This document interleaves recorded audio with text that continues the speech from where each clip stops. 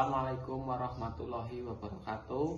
Perkenalkan, nama saya Putut Lelono dengan nomor induk mahasiswa 857996214. Pada video kali ini saya akan mempraktekkan tentang sifat cahaya. Apa itu optik? Optik adalah ilmu yang mempelajari sifat-sifat cahaya yang berkaitan dengan cahaya. Cahaya sendiri merupakan bagian dari gelombang elektromagnetik yang memungkinkan kita melihat benda dan keindahan alam. Tujuan percobaan yaitu menjelaskan sifat-sifat cahaya, menjelaskan sifat-sifat bayangan yang dihasilkan oleh cermin, menjelaskan sifat-sifat bayangan yang dihasilkan oleh lensa, menentukan fokus cermin cekung, dan menentukan fokus lensa cembung. Alat dan bahan yang digunakan yaitu cermin datar, cermin cembung, cermin cekung, HP, busur derajat, kertas putih, lilin, dan layar celah cahaya. Langkah percobaan. Yang pertama, pemantulan cahaya pada cermin. Susunlah lampu senter dan celah cahaya di depan cermin datar.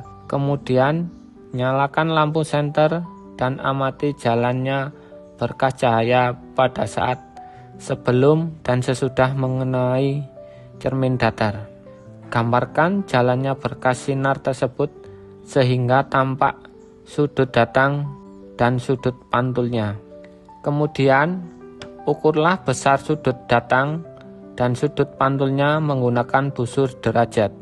Hasil menunjukkan besar sudut yang dihasilkan adalah 30 derajat. Jadi, dapat disimpulkan sudut datang sama dengan sudut pantul sesuai dengan hukum pemantulan.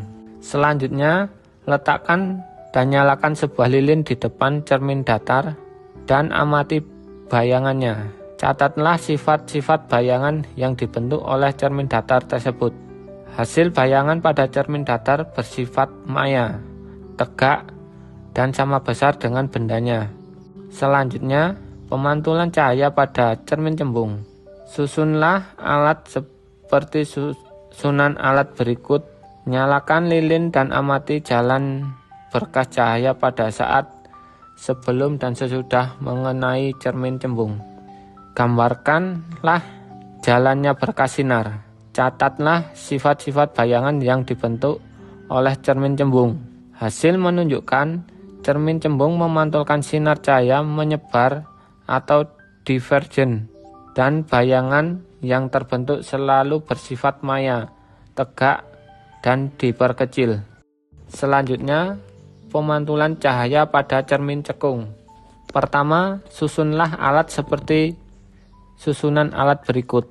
Kemudian, nyalakan lilin dan amati jalannya berkas cahaya sebelum dan sesudah mengenai cermin cekung. Gambarkanlah jalannya berkas sinar. Catatlah sifat-sifat bayangan yang dibentuk oleh cermin cekung tersebut. Aturlah jarak benda dan letak layar agar pada layar tersebut bayangan jelas dan tajam. Ukur jarak benda dan jarak bayangan. Hasil menunjukkan bayangan terbentuk nyata pada layar. Bayangan bersifat nyata dan terbalik. Kemudian, geser benda menjauhi cermin cekung. Amati pada jarak tertentu bayangan benda akan menghilang. Ukur jarak benda dari cermin cekung dan ukur jarak bayangan yang dihasilkan.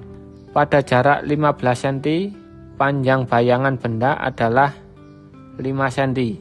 Pada jarak 20 cm, panjang bayangan benda adalah 4 cm.